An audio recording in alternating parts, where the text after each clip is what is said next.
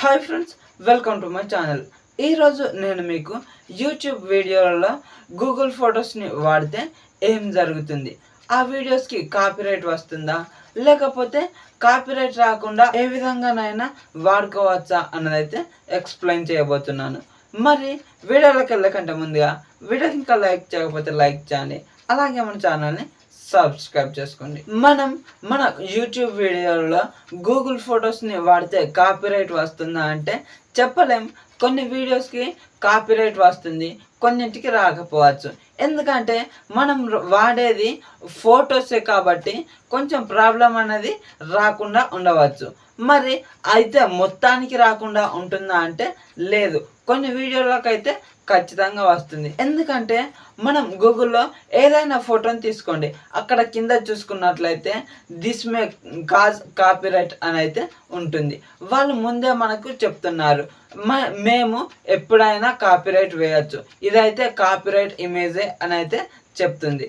మరి మనం దాన్ని ఎలా కాపీరైట్ రాకుండా వాడుకోవచ్చు అన్నది ఇప్పుడు చూద్దాం.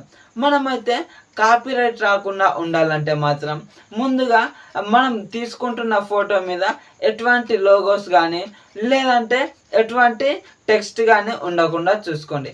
ఎందుకంటే ఆ ఫోటో అనేది పర్టికులర్గా వాళ్ళకు సంబంధించింది అని వాళ్ళకు తెలియకుండా ఉండడానికి. అలాగే మనం మరి మొత్తం వాడుకుందామా అంటే వీడియో మొత్తం కూడా వాడుకోవద్దు.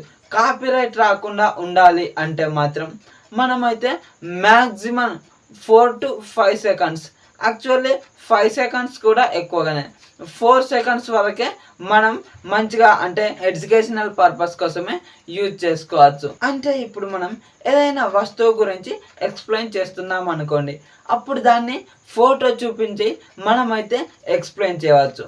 అంతేకాని దాన్నే మొత్తం చూపిస్తానంటే కుదరదు.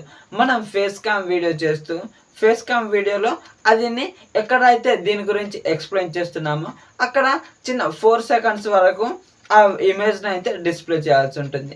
మనం దాంట్లో డిస్ప్లే చేద్దాం అనుకున్న దాంట్లో ఎటువంటి టెక్స్ట్ కానీ లోగో కానీ లేకుండా చూడాలి. అంతేగాని మేము ఎన్ని సెకండ్స్ పడితే అన్ని సెకండ్స్ వాడుకుంటాం, లేకపోతే లోగోస్ ఉన్నాయో వాడుకుంటామంటే ఖచ్చితంగా కాపీరైట్ పడుతుంది. అలాంటప్పుడు మనం అంత పెద్ద వీడియో చేసి కూడా వేస్ట్ అవుతుంది. అందుకే మనం చేసే వీడియోస్లో అసలు మ్యాక్సిమం ఫొటోస్ అవాయిడ్ చేయడానికైతే ట్రై చేయండి.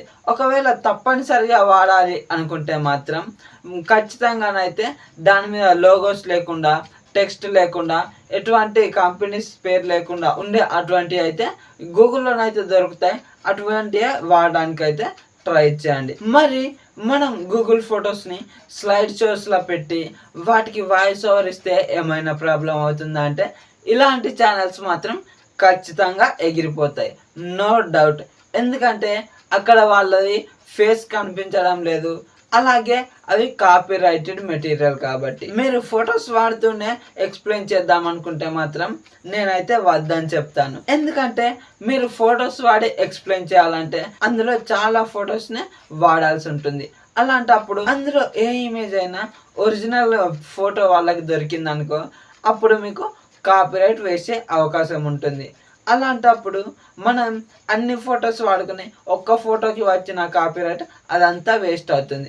కాబట్టి అలా ఫొటోస్ని అయితే వాడడానికైతే ట్రై చేయకుండా ఉండాలి.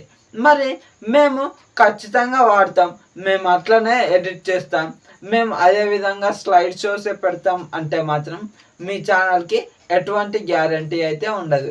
ఎందుకంటే ఇప్పుడు దాదాపుగా స్లైడ్ షో కంటెంట్ అయితే యూట్యూబ్ అయితే అవాయిడ్ చేస్తుంది. వాటిని చిన్న చిన్న ఛానల్స్గా ఉన్నప్పుడే ఎదగకుండా అలానే ఆపేస్తుంది. మరి మీరు ఖచ్చితంగా వాడాలనుకుంటే వాడుకోండి, కానీ ప్లెయిన్ ఇమేజ్ని అయితే వాడుకోండి.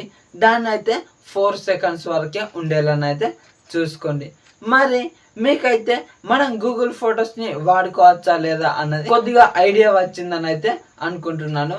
మరి ఈ వీడియో కనుక నచ్చితే వీడియోకి ఒక లైక్ చేయండి, అలాగే మన ఛానల్ని సబ్స్క్రైబ్ చేసుకోండి. మరి ఈ వీడియో కనుక మీ ఫ్రెండ్స్లో ఎవరికైనా యూజ్ అవుతుంది అనుకుంటే వాళ్ళకైతే షేర్ చేయండి. Thank you so much for watching.